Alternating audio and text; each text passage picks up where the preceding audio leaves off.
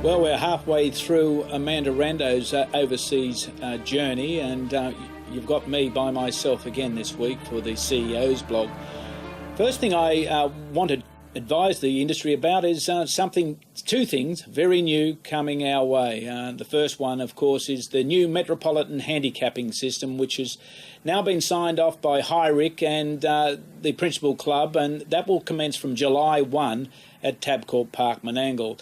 The basic principle of this system is that it's very black and white. It's based on the previous five, prize money won in the previous 5 starts by horses M1 and better, but that doesn't mean that a horse out of that class can't enter into the fray when it comes to these races. So keep an eye on our website, the Harness Racing Media Centre website, and you'll receive all full details of how this is proceeding forward, and also there'll be in National Trot Guide fully covered as well. So keep an eye out, the new Metropolitan Handicapping System.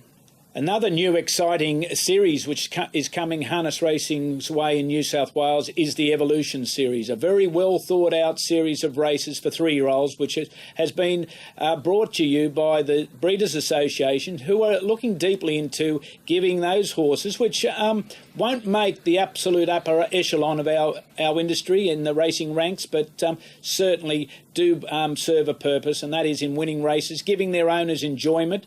And they're for 3-year-old horses which have won maiden 3-year-olds or have won one race as a 3-year-old, and they'll compete in heats around New South Wales and progress to a final, a $20,000 final at Tabcorp Park Menangle.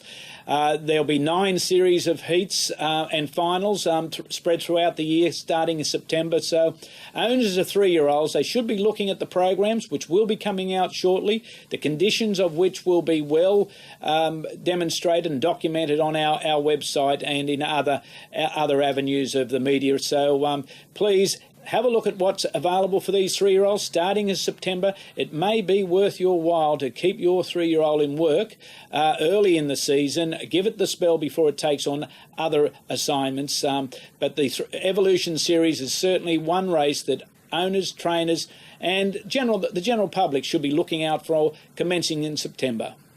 The Carnival Cup Series for this year, the Tabcorp Carnival Cups, finished with Peak Hill and on a final note at Fairfield over the last weekend.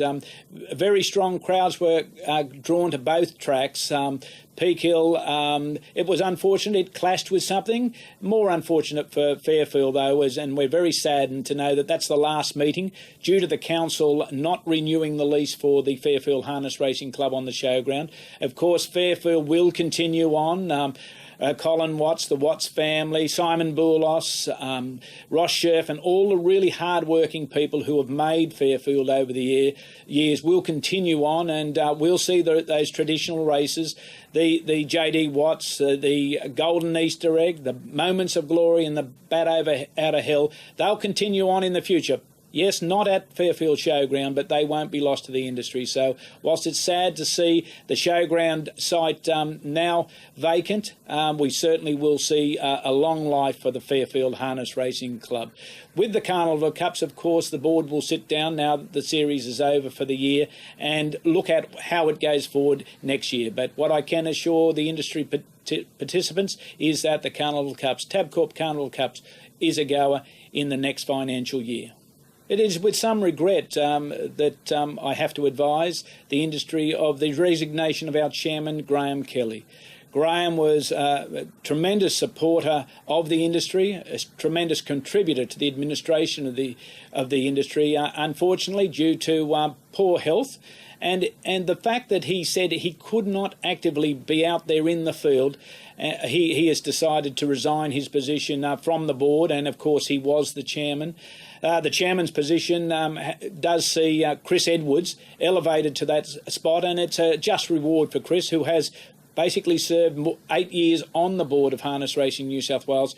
There isn't a track in New South Wales where Chris hasn't visited, where he's listened to the participants. So he'll be there for a few months longer to, of course, listen to anything that the participants have to say, anything the industry stakeholders have to say, and bring back to the board, as will our other board members, Rod Smith, Ken Brown and Peter Nugent. So whilst it's a sad farewell to Graham Kelly, we do know his contribution has been quite vast to our fine industry. He has been one of the board members in place during a certain time of growth for harness racing in New South Wales.